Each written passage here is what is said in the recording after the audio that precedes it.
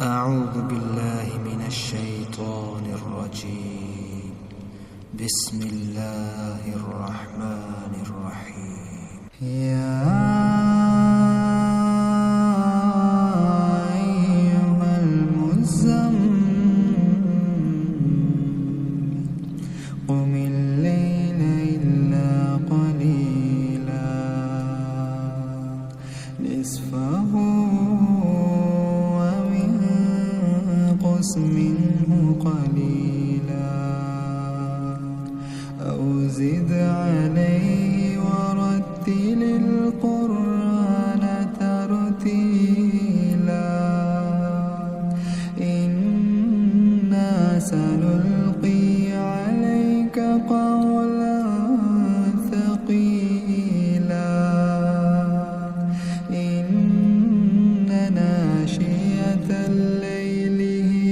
أشد وطئا وأقوم قيلا إن لك في النهار سبحا طويلا واذكر اسم ربك وتبتل إليه تبتيلا رب المشرق والمغرب لا إله إلا هو لا إله إلا هو فاتخذه وكيلا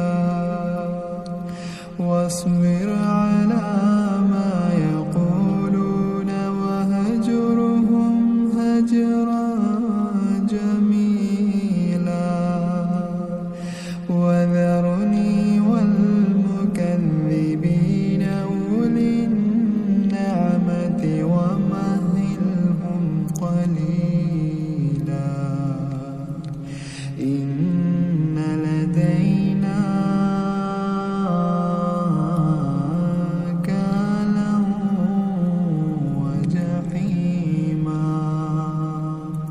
وطعاما ذا غصة وعذابا أليما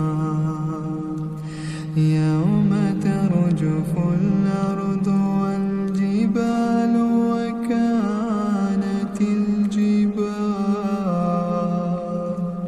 وكانت الجبال كثيبا